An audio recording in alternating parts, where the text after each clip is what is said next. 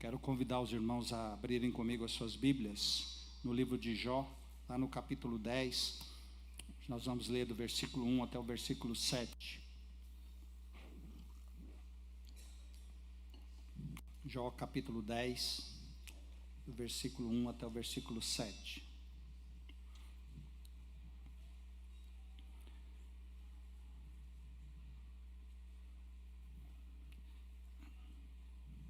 Diz a palavra do Senhor: a minha alma tem tédio à minha vida, darei livre curso à minha queixa, falarei com a amargura da minha alma, direi a Deus: não me condenes, faze-me saber porque contentes comigo. Parece-te bem que me oprimas, que rejeites a obra das tuas mãos e favoreça o conselho dos perversos? Tens tu olhos de carne? Acaso vês tu como vê o homem? São os teus dias como os dias do mortal? Ou são os teus anos como os anos de um homem? Para te informares da minha iniquidade e averiguares o meu pecado. Bem sabes tu que não sou culpado, todavia ninguém há que me livre da tua mão. O ano era 1997. O dia e o mês eu não me lembro. Giovanni era um colega de seminário, um jovem crente, piedoso, fiel a Deus e dedicado à obra do Senhor. Um dia, ele me procurou em casa com uma queixa. Ele disse que um dente estava doendo muito. Era um final de semana, mas nós fomos ao consultório. Eu fiz algumas radiografias e as imagens não ficavam boas. Eu achei que eu estava errando a radiografia. E no prédio onde eu tinha o consultório havia outros dentistas. Eu procurei a opinião de um colega mais experiente e ele foi direto. Aquele dente precisava ser extraído e enviado para a biópsia. Eu fiquei chateado porque Giovanni era negro, ele não tinha nenhuma cárie e aquele dente era perfeito. Mas ele mandou, ele disse que eu tinha que tirar, eu tirei. Aparentemente não tinha nenhum problema, mas o resultado da biópsia veio e veio pesado. Um câncer invasivo, agressivo, sem aviso prévio. Logo depois, Giovanni foi internado no hospital da Unicamp, em Campinas. 2 semanas depois eu fui visitá-lo e o que eu encontrei me deixou paralisado. Aquele jovem que eu conhecia do seminário, saudável, cheio de vida, estava sofrendo dores intensas. Seu rosto já estava deformado, seu olho direito já tinha saído da órbita, do nada para aquilo em questão de dias, sem motivação aparente, sem aviso. Uma situação desesperadora se instalou na vida de um jovem que, segundo a minha avaliação, não merecia aquilo. E esse é o tipo de coisa que nos deixa sem resposta. Esse é o tipo de coisa que nos faz perguntar: onde está Deus? O que é que está acontecendo? Por que é que uma pessoa sofre dessa forma? Giovanni não era diferente de Jó. Talvez você conheça um Giovanni, ou talvez você já tenha vivido como Giovanni dessa história que eu contei. Não sei se já aconteceu com você, mas em alguns momentos tudo está indo bem, ou dentro do normal, e então algumas coisas começam a acontecer. É uma doença que chega sem avisar, uma demissão inesperada, um relacionamento que desmorona, uma perda que você não consegue explicar. E assim, sem nenhum aviso, seu mundo vira de cabeça para baixo e tudo cai sobre você. E antes que você tenha tempo de processar o primeiro golpe, vem o segundo e às vezes o terceiro. E no meio de tudo isso, uma sensação cresce por dentro. A sensação de que as coisas não fazem sentido. Você olha, você analisa e você não percebe sentido em tudo o que está acontecendo. Não é só a dor. A dor até você aguenta. É a desorientação. É você olhar para a própria vida e não conseguir entender o que é que está acontecendo ou que direção a sua vida está tomando. É você saber lá no fundo que Deus é soberano, que Ele governa todas as coisas e que ainda assim você não consegue enxergar onde é que Deus está levando a sua vida. E aí surge a pergunta: por quê? Por quê? Por que comigo? Por que na minha vida? O que é que Deus está fazendo? E aí, normalmente aparecem as pessoas ao redor. com as melhores intenções, com versículos decorados, com explicações prontas. Deus está preparando para você algo maior. Outros vão pensar ou dizer, com certeza, tem algum pecado na sua vida que você precisa acertar. Você precisa ter mais fé. Outros, por não ter o que dizer, vão dizer que Deus está no controle. E você ouve tudo isso. Você ouve com educação, você agradece.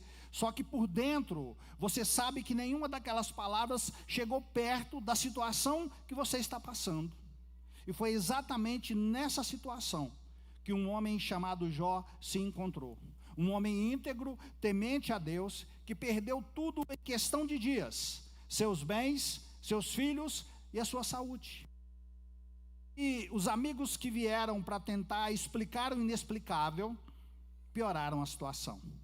E aqui, nesse capítulo 10, Jó faz a única coisa que um cristão que conhece a Deus pode fazer quando a vida parece sem sentido.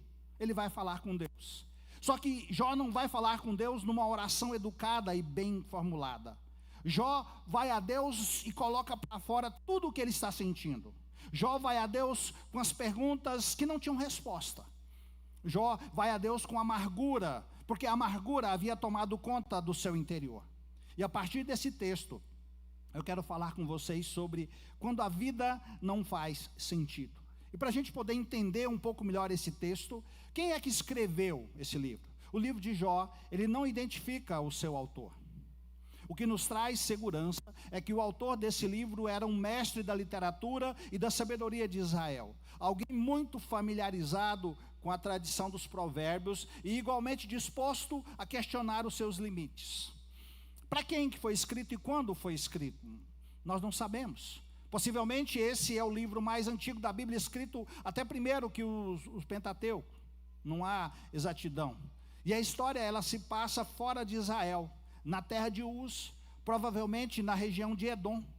Jó, ele não é israelita, e isso é deliberado, porque o sofrimento que o livro trata, esse sofrimento ele é universal. E se você já leu a Bíblia, você sabe que um patriarca, ele sempre é apresentado com uma genealogia. Jó é apresentado sem genealogia, sem referência, não se sabe de que tribo ou de que povo ele é. Não há uma referência ao tempo que ele viveu. Desse modo, Jó ele representa todos aqueles que sofrem. E qual é o propósito desse livro? O livro de Provérbios, ele ensina diversas vezes uma teologia da retribuição. Deus abençoa os justos e pune os ímpios. Essa é uma verdade real, mas ela é limitada. E o livro de Jó, ele foi escrito para testar essa fórmula e mostrar onde ela quebra. Os amigos de Jó são portadores da teologia da retribuição. Eles estão teologicamente corretos no geral e profundamente errados na aplicação da sua teologia.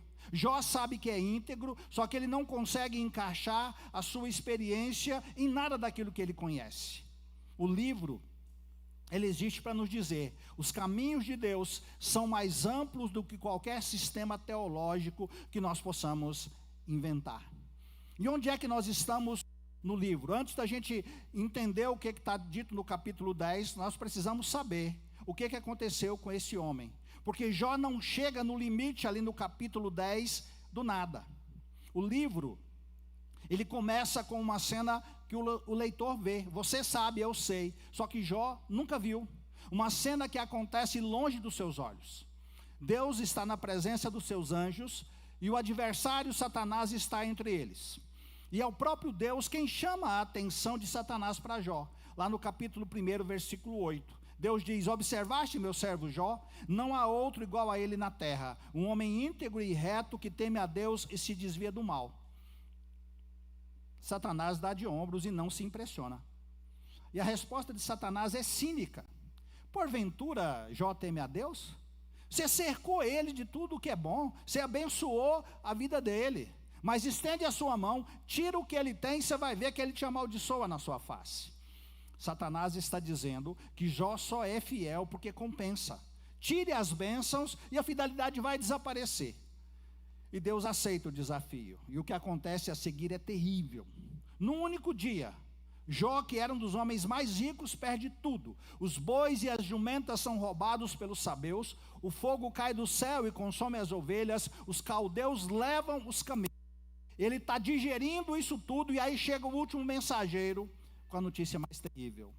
E ele vai dizer: Jó, um vento muito forte sacudiu a casa onde os seus filhos estavam, e a casa caiu e todos morreram. 10 filhos.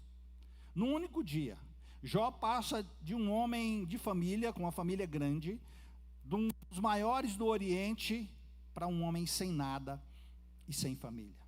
E ele faz o quê? Versículo 1, capítulo 1, versículo 21, ele vai dizer: no saí do ventre de minha mãe, no voltarei. O Senhor deu, o Senhor tomou. Bendito seja o nome do Senhor. Ele se levanta, ele rasga as suas vestes e ele adora a Deus. Só que Satanás não desiste. Ele volta à presença de Deus, e agora com uma nova acusação. Lá no capítulo 2, versículos 4 e 5. Pele por pele, tudo que o homem tem dará pela sua vida. Estende a tua mão e toca nos seus ossos e na sua carne, e verás que ele te amaldiçoa na tua própria face. Satanás dobra a aposta, e Deus aceita. E Deus permite. Capítulo 2, versículo 6. Disse o Senhor a Satanás: eis que ele está em teu poder, mas poupa-lhe a vida. Você já leu o livro de Jó? Se já era terrível a situação, ela fica insustentável nesse ponto. Jó é coberto de chagas, da planta dos pés até o alto da cabeça. A dor era tanta que ele se senta no monturo de cinza. Ele joga cinza sobre as suas feridas e ele se raspa com um caco de barro. Só que aqui tem algo importante. Falamos de fatos que estão acontecendo no céu e que Jó não teve conhecimento. Vimos Deus autorizando Satanás tirar todas as posses de Jó, tirar seus filhos. Depois Deus permite que Satanás toque na saúde de Jó. Nesse momento Jó é confrontado pela sua esposa. Ela não conseguia ver tanto sofrimento. A família destruída, aquele homem arrasado naquela situação. Ela chega e diz: Jó, amaldiçoa a Deus e morre. Ele repreende a sua esposa no capítulo 1, versículo 10, e acrescenta: temos recebido de Deus o bem e não receberíamos o mal? E o texto diz que em tudo isso ele não pecou com os seus lábios. Tente imaginar a cena. Os filhos de Deus se apresentando diante de Deus. Imagine essa conversa entre Deus e Satanás. Imagine os anjos acompanhando aqueles fatos. Imagine um momento em que Satanás toca a saúde de Jó. Satanás no céu rodeado por anjos, aguardando a resposta de Jó.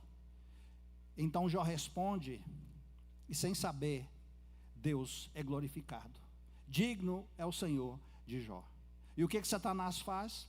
Ele foge da presença de Deus. Você não vai ver no restante do livro mais nenhuma menção a Satanás. Não há mais nenhuma menção. Ele foi derrotado, ele perdeu essa situação. O embate entre Deus e Satanás termina com a vitória de Deus através da vida de Jó.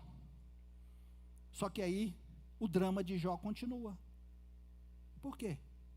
Jó foi fiel nos 2 grandes momentos de prova na sua vida. Por que ele não foi curado de imediato?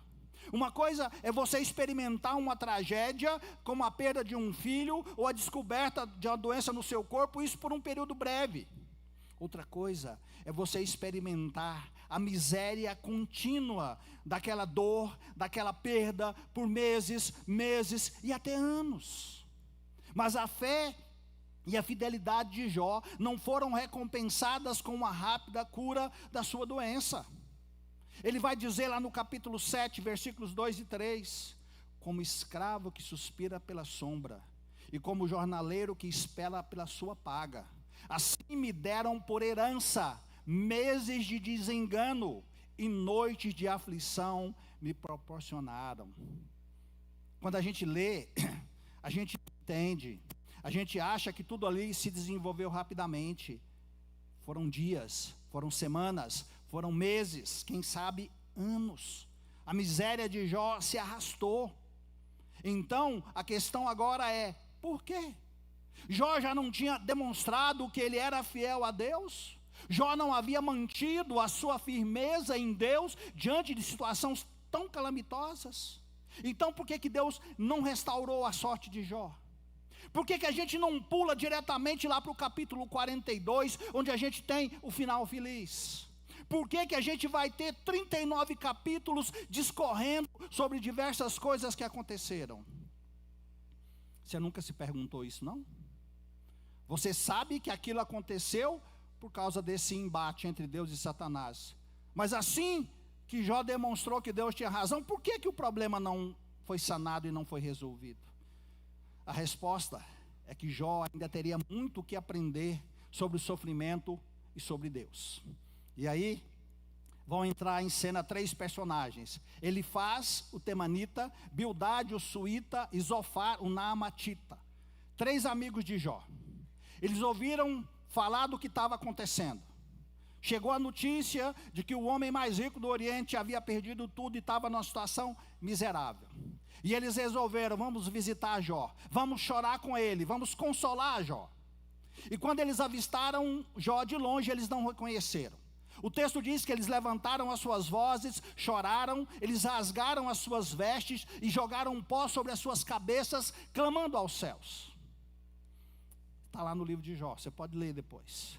E eles ficaram sentados ao lado de Jó 7 dias e 7 noites, e ninguém falou uma palavra, porque o sofrimento era muito grande. A partir do momento que eles começam a falar, nós vamos ter 3 momentos de conversa que se desenvolvem pelos capítulos do livro. Com essas conversas, o que o autor desse livro está nos ensinando é que a gente vai aprender com as respostas de Jó e com as acusações dos seus amigos.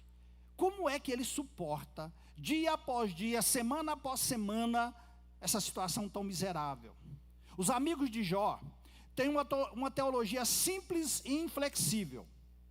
Sofrimento é consequência de pecado. Jó, se você está sofrendo, é porque você pecou, talvez de uma forma que nem você percebeu, mas você pecou. Cada um dos discursos que eles vão fazer é uma variação dessa mesma acusação. Jó, que conhece a própria consciência, que vivia com integridade, ele recusa cada uma dessas explicações. E é dentro desse contexto, golpe após golpe, explicação errada após explicação errada, que nós chegamos ao capítulo 10.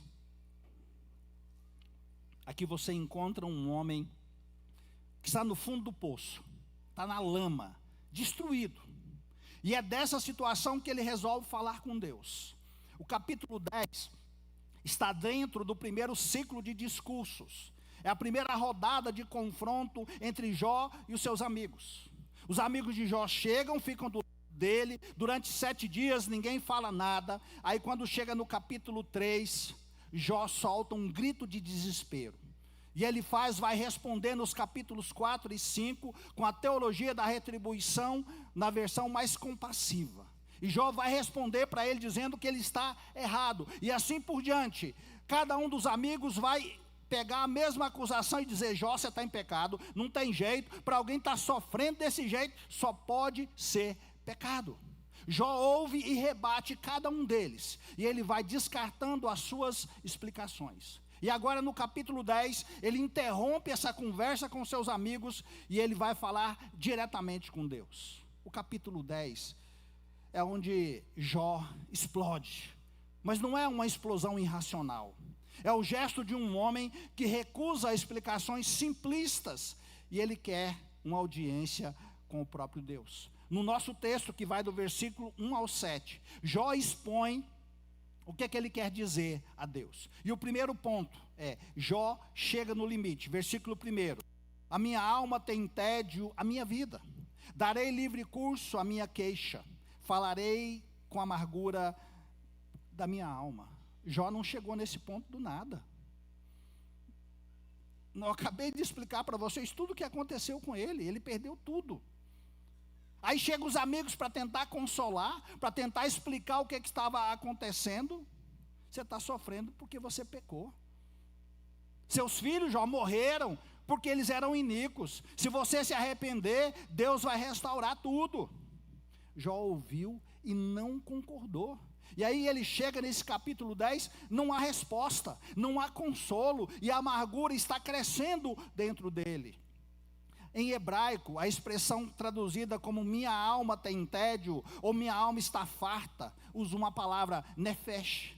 Nefesh não é alma apenas no sentido espiritual, mas é uma referência ao ser interior completo do ser humano, a sua vida e a sua identidade. O nefesh, a alma de Jó, está saturada de sofrimento. E essa expressão não é exagero. Jó está no limite. Ele não suporta mais o peso de tudo aquilo que ele está vivendo. E Jó extravasa as suas emoções reprimidas. Os dias, as semanas de dores tinham abalado a Jó. E agora ele questiona a Deus. Jó, ele não consegue entender por que ele nasceu. Já que ele nasceu para sofrer, passar por tanta miséria, por que ele não morreu antes de nascer? A agonia que ele sente faz com que ele expresse os seus sentimentos de uma maneira ousada diante de Deus. Ele está justificando as suas reclamações contra Deus, no fato de Deus ter tornado a sua alma tão amarga. E aí ele acrescenta: darei livre curso à minha queixa. A ideia aqui é, eu vou soltar as rédeas, eu vou soltar os freios, eu vou falar tudo o que eu estou sentindo e não vou segurar mais nada. E essa decisão que ele toma, não é gritar para o vazio, não é se lamentar com os amigos. A decisão, a conversa que Jó quer é com Deus. E aqui nós temos uma lição importante do texto. Chegar ao limite não é o contrário da fé. Às vezes é o começo da fé. Quantas vezes a gente fica disfarçando, achando que fé é confissão positiva? Quantas vezes a gente esconde que está ruim, não fala para as pessoas que está mal, porque a gente acha que se a gente falar que está bem, a gente vai melhorar? Não, meu querido. Chegar ao limite e se dirigir a Deus é ter fé. Os amigos de Jó tinham uma fé que nunca chegou ao limite. Eles nunca precisaram. Eram homens que vieram visitar, chegaram de fora, as suas vidas eram estáveis. E eles vieram para consolar alguém que estava no pó, alguém que estava na lama. E eles chegaram com um pensamento teológico equivocado e aplicaram sobre Jó e sobre acontecimentos que eles não tinham vividos. Eles pegaram alguns princípios que em algumas situações podiam ser verdadeiros, mas não naquela situação. A teologia dos amigos de Jó é, em nossos dias, a famosa teologia da prosperidade. Problemas vêm para aqueles que pecam, mas os inocentes não perecem. O sofrimento é resultado do pecado, e a prosperidade é o resultado da justiça. Desde o capítulo 4 até o capítulo 25, você vai poder ler e conhecer a teologia dos amigos de Jó, e o que eles têm a dizer sobre o sofrimento de Jó.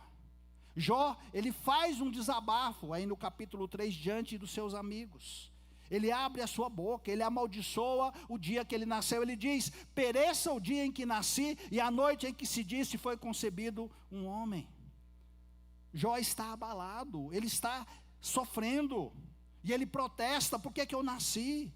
E quando os seus amigos começam a ouvir, eles começam a querer responder. E eles colocam diante de Jó um pensamento equivocado. Eu vou citar só uma referência para vocês, capítulo 4, versículos 7 e 8. Lembra-te agora, qual é o inocente que jamais pereceu? E onde foram os sinceros destruídos? Segundo eu tenho visto, os que lavram a iniquidade e semeiam o mal, cegam o mesmo. Eles vão repetir diversas e diversas vezes que os problemas vêm para aqueles que pecam, mas os inocentes são abençoados. O sofrimento é resultado do pecado e a prosperidade é o resultado da justiça. A aplicação da teologia deles é insensível e superficial. Eles querem exortar Jó, porque ele está reclamando, porque ele está abatido. E Jó sabe que a explicação dos seus amigos é muito simples. E ela não responde às perguntas difíceis. Não responde porque alguns sofrem de maneira extraordinária, mesmo que não tenham pecado de forma extraordinária. E também não responde por que alguns prosperam de forma extraordinária, embora sejam pecadores extraordinários. Jó não consegue entender como o simples princípio dos seus amigos se aplica ao seu caso. É muito fácil ter uma teologia arrumadinha quando você não está na cinza. Jó estava na cinza, e foi exatamente nessa posição que ele fez o que seus amigos nunca fizeram. Ele foi falar com Deus. O Novo Testamento, lá no livro de Tiago, capítulo 5, versículo 11, se refere a Jó como exemplo de perseverança. Mas que perseverança é essa? Não é a perseverança do homem que engole a dor e sorri falsamente. É a perseverança de quem está destroçado e ainda assim não abandona a Deus, e ainda assim busca a Deus. Jó não desistiu de Deus, ele foi brigar com Deus, mas ele não desistiu de Deus. Jó não apostatou da sua fé, ele chegou ao seu limite, e ele se dirige ao único que poderia ajudá-lo nessa situação.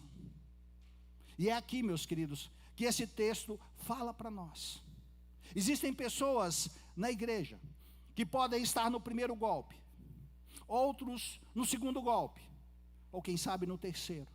E a tendência é que quando os golpes se acumulam, uma de duas coisas vai acontecer. Ou você adota a teologia dos amigos de Jó e começa a perguntar para Deus: o que é que eu fiz para merecer isso? E aí você passa a vida cavando por dentro, à procura de um pecado que explique a dor. Ou você se fecha, você para de orar, para de ir ao culto, engole e vai sobrevivendo. Só que Jó faz algo diferente. Ele não aceita a explicação fácil, mas ele também não se fecha. Ele abre e ele decide falar. E ele vai falar com Deus. E aqui eu coloco uma questão diante de você. Quando você está sofrendo, quem é que você procura? Você se procura a Deus? Você se dirige a Deus? Não o Deus da fachada, das orações automáticas, mas uma conversa real, onde você fala para Deus tudo aquilo que você está sentindo. Meu irmão, Jó nos ensina que Deus não foge desse tipo de conversa. Mais do que isso, Deus prefere essa conversa à religião conveniente dos amigos de Jó, que nunca chegaram ao limite de si mesmos. E com isso, nós caminhamos um pouco mais. Meu segundo ponto: Jó foi reclamar com Deus, versículo 2. Direi a Deus: não me condenes, faze-me saber por que contendes comigo. Meus irmãos, Jó não vai às redes sociais, Jó não vai para a praça desabafar, Jó não fica remoendo sozinho na cinza, Jó não aceita passivamente a sentença dos seus amigos. No capítulo 13, versículo 3, ele diz: eu, porém, falarei com o Todo-Poderoso, quero argumentar com Deus. É com Deus que Jó quer falar. Esse versículo 2, em hebraico, ele é uma petição legal. É como se ele estivesse atuando como advogado e apresentando uma petição diante de Deus. A expressão não me condenes é vocabulário de tribunal. Jó não está apenas desabafando, ele está abrindo um processo e ele quer uma audiência. E o pedido dessa audiência é: faze-me saber por que contendes comigo. A linguagem de hoje traduz o seguinte: direi a Deus, não me condenes, explica-me por que está lutando contra mim. Meu irmão, não é um pedido de misericórdia, é um pedido de transparência. Jó não está pedindo para Deus parar a dor, ele está pedindo que Deus explique a razão da dor. Meus queridos, isso é ousado, mas observe, é também teologicamente correto. Jó não está blasfemando. Jó reconhece que Deus é o único que pode responder. Os amigos de Jó não podem, a tradição dos anciãos não pode, a observação pessoal não pode. Só Deus sabe o que está acontecendo. E Jó sabe que Deus sabe. Por isso é que ele vai a Deus. Jó vê Deus como um juiz e ele como réu. Ele sente que ele está condenado sem saber a acusação. E o que ele pede é simples e forte ao mesmo tempo. Me diz, ó Deus, quais são as acusações? Isso aqui é o grito de um homem que tem certeza da sua integridade e não consegue entender por que é que ele está sendo tratado como culpado. Jó se dirige diretamente a Deus e ele pede que Deus não o declare culpado sem antes explicar o motivo de tanta dor. Essa expressão, não me declares culpado, indica que Jó já se sente condenado. Por isso ele está perguntando, Senhor, por que o Senhor está contendendo comigo? Por que o Senhor está me levando à justiça? Por trás desse pedido está a ideia de justiça. Jó entende que se há uma acusação contra ele, ele tem o direito de saber qual é. Ele não nega o direito de Deus julgá-lo e fazer com ele o que Deus quiser. Só que ele questiona o fato de sofrer sem compreender a causa. A angústia de Jó é porque ele desconhece o que acontece no plano celestial. Se Jó soubesse do propósito de Deus em provar a sua fidelidade, eu acredito que ele suportaria a provação com muito maior compreensão. Aí nesse momento, o silêncio de Deus intensifica a dor, porque a fé é testada. A fé é testada quando as coisas acontecem e mais testada ainda quando parece que Deus está em silêncio. Jó, ele está sendo honesto. Os amigos de Jó querem defender a Deus, só que eles nem sequer conhecem de fato a Deus. Jó vai direto ao juiz. Existe um ponto muito importante aqui, meus irmãos. Levar a dor a Deus não é o mesmo que você blasfemar contra Deus. São coisas opostas. Blasfemar é você virar as costas para Deus, é você atribuir maldade a Deus ou até mesmo abandoná-lo. O que Jó faz é o contrário. Ele vai a Deus porque ele acredita que Deus é o único que pode responder por que ele está passando por tudo isso. Jó vai a Deus porque ele sabe que Deus conhece a verdade. E Jó vai a Deus porque ele confia que Deus é justo, mesmo que ele não esteja conseguindo ver naquele momento. Você já leu, meus irmãos, os salmos de lamento? Nós temos o Salmo 22, por exemplo, onde nós lemos um pedaço da nossa liturgia. E esse salmo começa com a expressão, Deus meu, por que me abandonaste? Tem um momento muito importante na história que essa expressão vai ser usada. Cristo, na cruz do Calvário, repete essa mesma expressão. Então, expressar a sua dor diante de Deus não é falta de fé. Eu diria que é a forma mais honesta de fé que existe. É chegar diante de Deus e dizer que está doendo, porque está doendo. É chegar diante de Deus e admitir que você está sofrendo.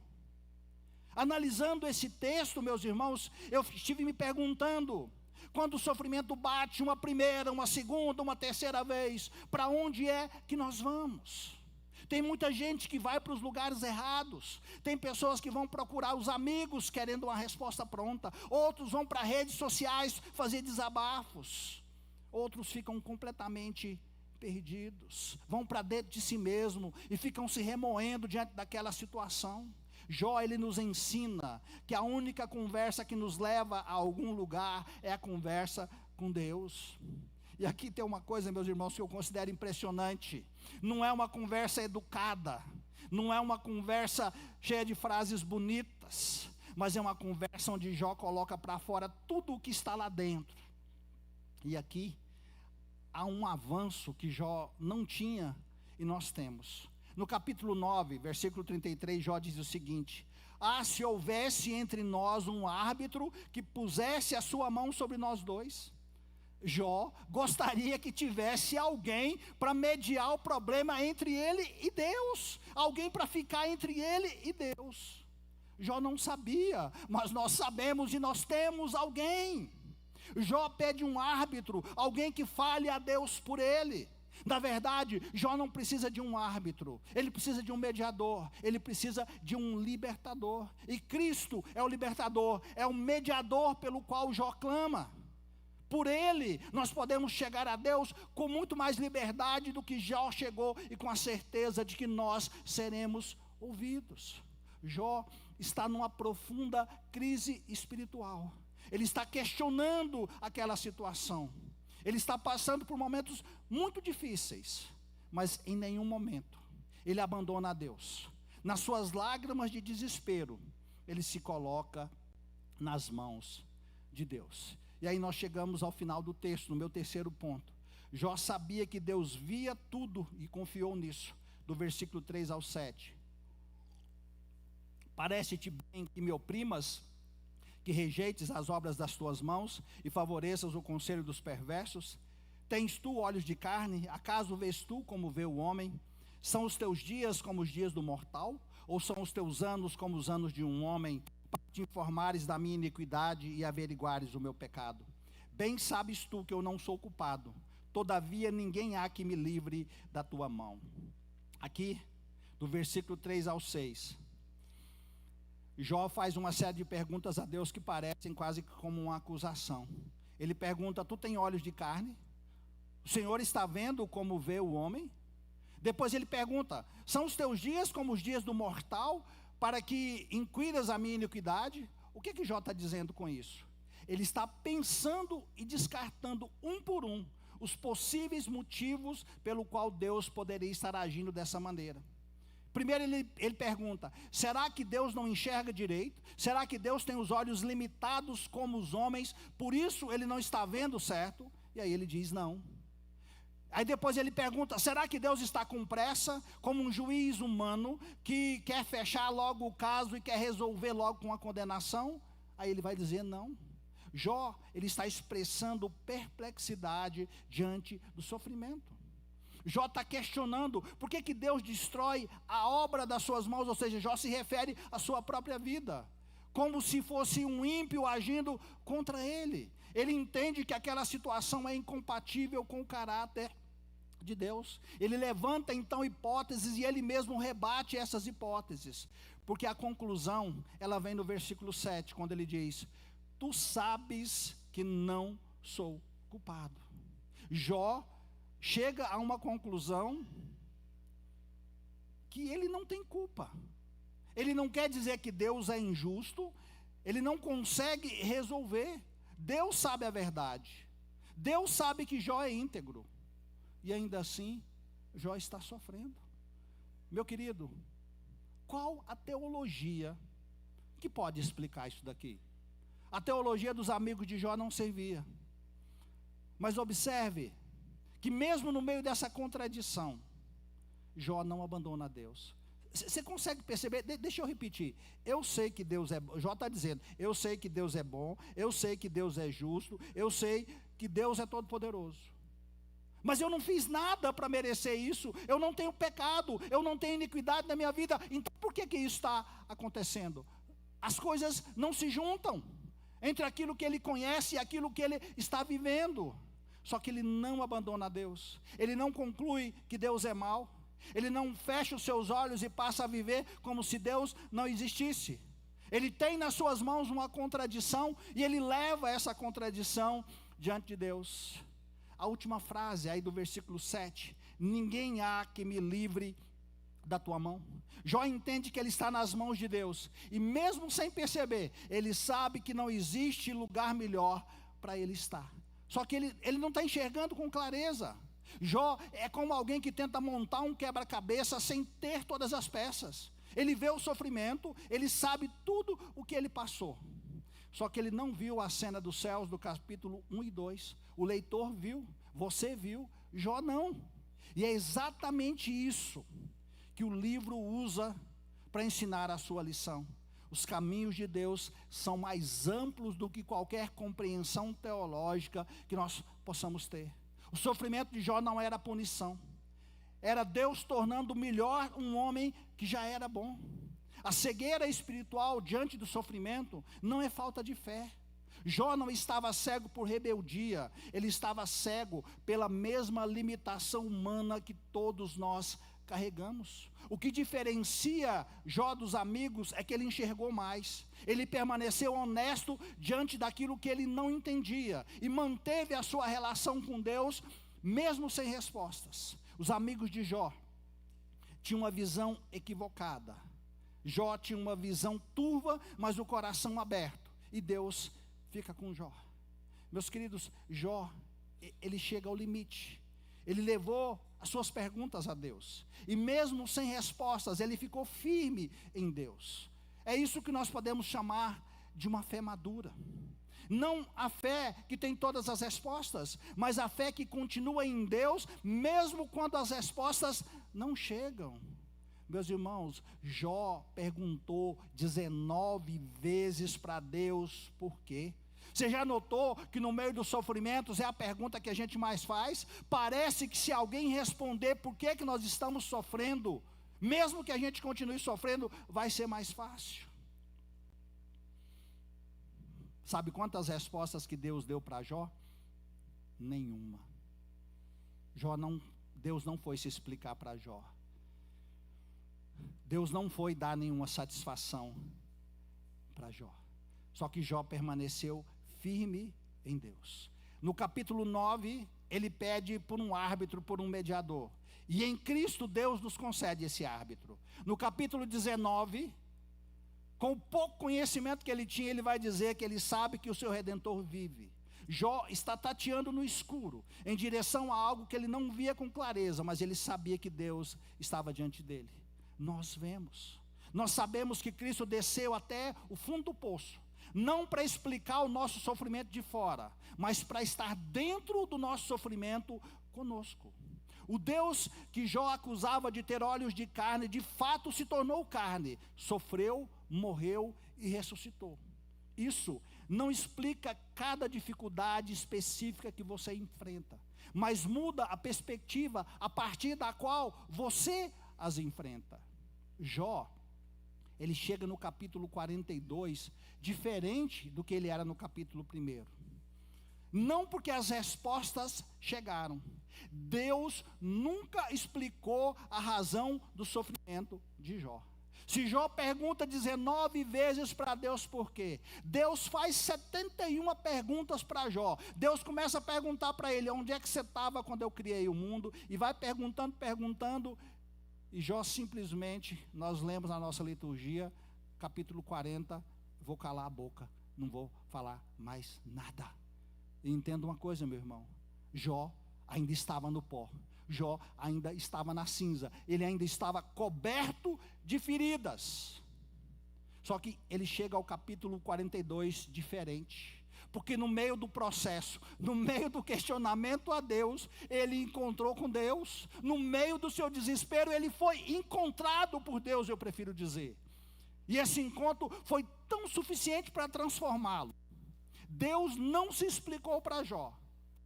Mas no meio de tudo aquilo, depois das suas perguntas, aquele homem que diz: eu quero falar com Deus, eu quero uma audiência. Deus vem, se manifesta a Jó no meio de um redemoinho e começa a falar com Jó. E Deus começa a perguntar: Jó, onde é que você estava quando eu fiz o mundo? Jó, já que você sabe de tanta coisa, me explica quem é que faz isso. E Deus vai perguntando, e Deus vai perguntando. Em nenhum momento Deus diz para Jó: eu fiz isso por isso. E como que a história termina? Capítulo 42, versículo 2: bem sei que tudo podes, e nenhum dos teus planos pode ser frustrado. Meus irmãos, Jó queria explicações, só que ele encontrou algo muito melhor. Ele foi encontrado por Deus. Ele teve uma experiência transformadora. Meu querido, imagina, esse é o mesmo homem que no início do livro Deus está dizendo: não existe ninguém como Jó. E aí ele chega no final e ele vai dizer: antes eu te conhecia só de ouvir falar, mas agora os meus olhos te veem. Jó reafirma a soberania de Deus. Soberania que quer dizer que Deus faz o que Ele quer fazer, quando Ele quer fazer, sem dar satisfação a ninguém daquilo que Ele faz. E Jó entendeu isso. Nós precisamos também entender isso. E quando você está no meio das suas dificuldades, você quer explicações ou você prefere um encontro verdadeiro com Deus? Eu quero concluir as minhas palavras nessa noite, mas eu quero ressaltar ainda que algo muito interessante acontece no final do livro de Jó. antes da restauração de Jó, dos seus bens, das suas riquezas e da sua saúde, o que chama a atenção é o que Deus diz aos amigos de Jó no capítulo 42, versículos 7 e 8. Eu vou ler para vocês. O Senhor disse também a Elifaz o temanita: a minha ira se acendeu contra ti e contra os teus 2 amigos, porque não disseste de mim o que era reto, como meu servo Jó. Tomai, pois, 7 novilhos e 7 carneiros, e ide ao meu servo Jó, e oferecei holocaustos por vós. O meu servo Jó orará por vós, porque dele aceitarei a intercessão, para que eu não vos trate segundo a vossa loucura, porque vós não disseste de mim o que era reto, como o meu servo Jó. Meu irmão, os homens da teologia da prosperidade, da teologia arrumada, com as respostas prontas, com os versículos decorados, foram repreendidos. E Jó, o homem que chorou, o homem que reclamou, o homem que questionou, o homem que quis abrir um processo contra Deus, ele foi aceito por Deus. Isso precisa acontecer conosco. Deus não repreendeu Jó porque ele chegou ao limite, não o repreendeu por ter levado as perguntas sem resposta diretamente a ele, não o repreendeu por causa da sua linguagem no momento da dor. O que Deus repreendeu foi a religião de fachada dos amigos de Jó. O que Deus repreendeu foi a teologia da prosperidade, que nunca desceu ao chão, que nunca precisou de Deus de verdade, que sabia de Deus apenas de ouvir. E Jó resume muito bem quando ele diz: eu conhecia só de ouvir, mas agora os meus olhos te veem. Jó entrou no sofrimento conhecendo Deus de ouvir, e ele saiu do sofrimento conhecendo Deus de ver. Essa é a transformação que o sofrimento pode produzir, não automaticamente. Não pense que foi fácil, meu querido, que do capítulo 1 até o capítulo 42 foi história, foi vida, foi sofrimento, foram lágrimas. Mas entenda, no meio do seu sofrimento, se Deus estiver com você, se Deus estiver caminhando na sua vida, você pode chegar onde também Jó chegou. O que não pode acontecer no meio da dor é você aceitar explicações fáceis, é você achar que rapidamente as coisas vão ser resolvidas de uma forma mágica, porque Deus não faz mágica. Deus é todo poderoso para conduzir a nossa vida de acordo com a vontade dEle. E eu quero fazer agora 3 aplicações para você levar para a sua casa, para a sua vida. A primeira é essa: quando a vida não fizer sentido, não aceite a primeira explicação fácil que aparecer. Os amigos de Jó não eram mal intencionados, eles eram sinceros, mas eles estavam errados. Existe uma diferença entre conforto verdadeiro e conforto conveniente. O conforto verdadeiro não precisa explicar tudo, ele tem que nos apontar para Deus. Desconfie de qualquer teologia que resolva o seu sofrimento rápido demais, de uma maneira simples demais. Segunda coisa, leve a dor a Deus antes de levá-la a qualquer outra pessoa. Não estou dizendo que você não deve falar com seu pastor, com uma pessoa de confiança, com um conselheiro. Estou dizendo que a conversa com Deus precisa vir antes e precisa ser honesta. Os salmos nos mostram isso. Cristo na cruz grita o Salmo 22. Se Cristo fez isso, você também tem permissão para usar a mesma linguagem. Então, meu querido, nunca queira se aproximar de Deus com falsidade, porque Deus conhece o seu coração. Não existe problema nenhum em você falar para Deus que está doendo, quando de fato está doendo. A terceira coisa, e talvez a mais difícil: confie que Deus vê o que você não vê. Jó não teve acesso à cena do céu. Você também não tem acesso ao plano completo, ao propósito de Deus completo na sua vida. Mas você tem algo que Jó não tinha. Você conhece o fim da história.